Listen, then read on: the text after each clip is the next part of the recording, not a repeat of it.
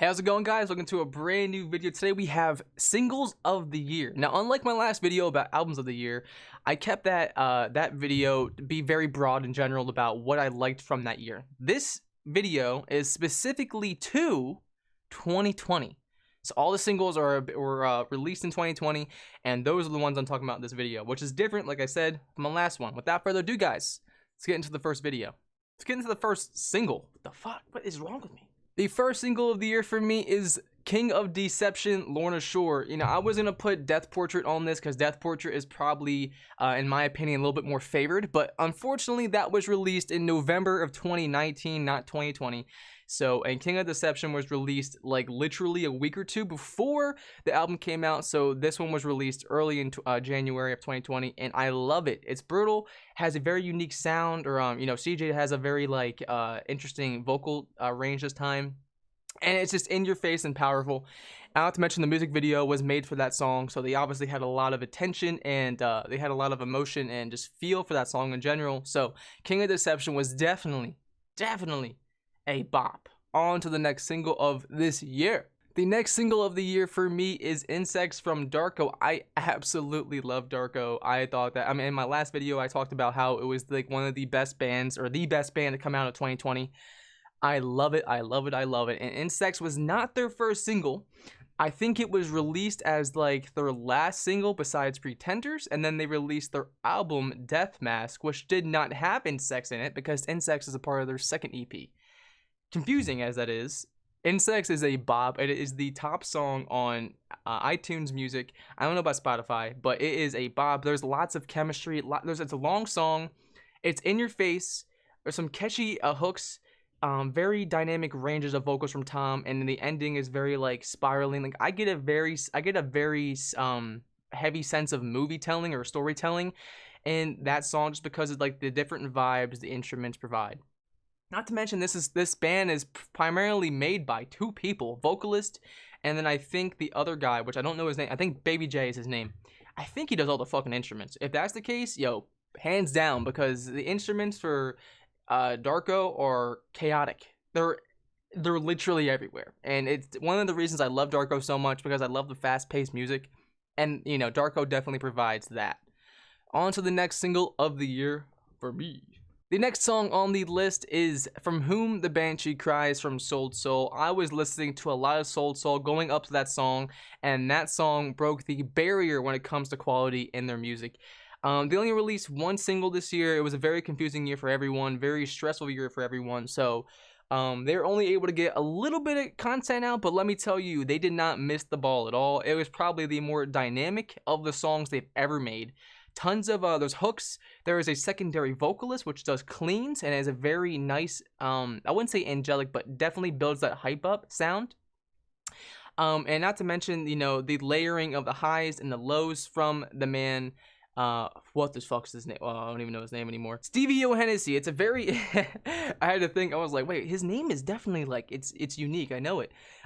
He does a great job with mixing his highs and lows. He has a very unique high and low sound. It's very noticeable in my opinion. I would probably recognize his screams anywhere. But he does a great job layering and just tracking the entire song. And the end, he has a very high note towards the end, and then the end, like the actual end of the song, is just so brutal in your face. Like it's just a great way to wrap up the song. And it was definitely one of my favorites of the year from Soul Soul, or in general. On to the next single. The next single of the year for me is This Dying Breath, Isles and Illusions. This band reached out to me recently, and they are very new. But let me tell you, these guys they're going somewhere. This song has a lot of hooks. It's heavy. It's clean. Lots of variations in the instruments, and it's very well mixed. Not to mention there's a fucking lyric video for it. So there's a lot of energy and money put into this project and this song. And not to mention their secondary song, or their second song, Surrounding Vultures, which is great as well. I'll be covering that on the channel soon. But I was blown away. I literally watched this video like several days ago. It's like recent on the channel, probably like the second to last video you're gonna see by me. Insane. I literally I had it on repeat the day after I found it out. Like it was insane. Like I really don't know how to go about it more. It's a Canadian band. They're metalcore, but they have a lot of heavy metal vibes, if not some death metal vibes, just because of like the layering of the highs and lows and the styles of lows they used. But it definitely had that metalcore sound, and let me tell you, this Idols and Illusions brought me back into the metalcore scene. I've been definitely in the heavy metal slash deathcore scene for a long, long time. I haven't touched metal in a long time, but this band brought me back to it because it is fucking good. This band's gonna blow up. Make sure you check that song out because it is a great one. And I'm gonna put you on. Go back to pause the video. Go back to the reaction. Check it out. Welcome back. How was it? If you didn't do it yet, get the fuck off my video. No, I'm playing. But I seriously can't recommend Idols and Illusions, This Dying Breath enough. On to the next single of the year. The next single of the year for me is Creep, Alpha Wolf. I literally lost my shit when I heard that. The song literally hit you right from the grip. You press play, Creep, and then you're just like, what the fuck? And it has a very dirty, unique sound. It's definitely the most interesting song off the album besides Restricted 18 and Akudama, because it has a very unique instrument sound. I don't really know how to explain it. It sounds kind of like DJ riffy, like scratchy, you know, if that makes sense. But it's a unique change of pace to what their regular sound is, and the vocalist does a great job covering it. It's brutal, it's heavy, but it's not too heavy, you know, at the same time. Like, it's definitely in that heavy metal range. It is a great, great, great song. Definitely can't recommend that song enough. I literally had that song on repeat for like probably 2 or 3 weeks. I kid you not. And that sounds excessive. I wasn't listening to it every day, but when I was in the car, that shit was bumping in my car. Oh my god. I love Alpha Wolf because of this song. This song was what definitely got me in to their album. You know, Akudama was great, and it put me on the band, per se. Like, I knew about them, but Creep is what got me into listening to more of their content, going back to their previous album and checking that out. So if it wasn't for Creep, I would not be an Alpha Wolf fan, but I love Alpha Wolf now. Alpha Wolf, what's up? Wolf Den, Alpha Wolf, what's good? I'm out of here. The next single of the year for me is going a couple months back, and this is Second Skin Currents. I definitely love this song. It has a bunch of energy and power behind it with the vocalist, which I don't know his name yet. By the way, Chris is the lead guitarist from Shadow of Intent in this band, Currents, as well. If I do say so myself, I think he is the lead guitarist. I don't know, but he's definitely in the band. But they do a great job of bringing that heavy, intense sound to you. And that vocalist does a great job with his metalcore mid-range vocals. He has lows. I think we saw some highs. I can't recall, but he definitely has cleans, and those cleans are all so good. The vocalist has a very good dynamic range of distorted vocals and clean vocals, and he definitely showed that on that song. It was just a beautiful, intense song that I will never forget. I really had it on repeat for a long, long time there. And I need to go back and check out Currents' new album, which came out earlier this year. I did not check out, but Currents' Second Skin was definitely, it put me on their band. I need to go back and do more research and delve a little bit more into their band itself, because I did really enjoy that first single there. But yeah, the last single of the year for me. Can you guess it? I'll give you 3 seconds.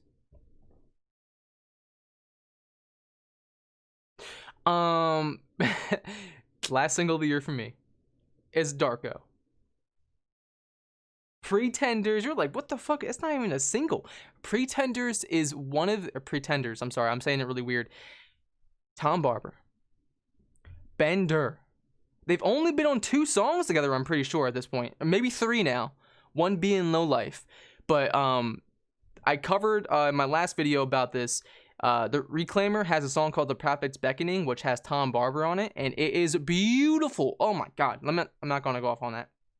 Pretenders is Tom's secondary band, which is Darko, which he then features Bender in, and oh my god, it is fucking insane. Oh my god. Song, it kind of just, it brings you off on like it just gets you hyped. You hear that kind of like that little riff in the background, and it hits you with that go, and Tom is just fucking like, you know, I can just imagine him dancing and shit like that. It definitely brings a groovy, heavy vibe. You know, like you want to dance to it, but it's also heavy as fuck. And then Tom, out of nowhere, decides he wants to be a fucking badass and just fucking match the tone and that beat. And it's just so aggressive and long. It's beautiful. I really can't understand it. And then he cuts the song off. And then he says, I think he says such. Like he's screaming and he cuts the whole audio goes off and it's just him saying such in his regular voice. And then the song comes back on to his regular screaming stuff. And you would think that's silly, but that shit's hard, bro. Hard. I literally listen to Pretenders so often. It's I literally have to stop myself sometimes. I'm like, do I want to get rid of this song? Because I'm gonna get tired of it soon. On to Ben Dur's part, he kills it. He matches the pace, the tempo, the vibe, and he just goes on. It's not like he was in there for like 15 seconds just doing his thing. The man was in there for like a good 30 to 45 seconds just killing the track. And I love it, love it, love it.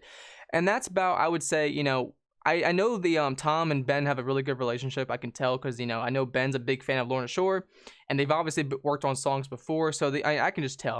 Like their personalities match up pretty well, in my opinion, just from hearing them on different interviews and shit like that. But they do like to, when they feature each other, they like to give enough time for them to go off. Like in The Prophet's Beckoning, tons of time for, there was a super extended low from Tom. Then they came at the end together. And then in Pretenders, Ben Dur had like a good section for himself. So I love that type of vibe. Pretenders is one of the probably, if not the hardest single of the year for me. I mean, excuse me, King of Deception was great, but you won't beat Tom in a fight. Tom is a fucking wizard. Tom is a wizard. Let me know in the comments below, guys. Did you enjoy my list of singles from this year? Did you have any of your favorite singles on my list? Did any of them pop up? Let me know in the comments below. If they weren't, that's fine. Let me know your top, how many songs do I have listed out here? 7 songs. I want to know 7 songs from you. Give me 7 songs that I didn't recommend that I can check out or look at some point. I just want to hear what you guys have been really jamming to this year with the wrap of it now. Hopefully 2021 is a 10 times better year. Hopefully we can get concerts again. Hopefully we can go out and do stuff and not wear masks and shit like that. So yeah, with that being said, guys, I'm going to get the fuck out of here. And Tom's a wizard.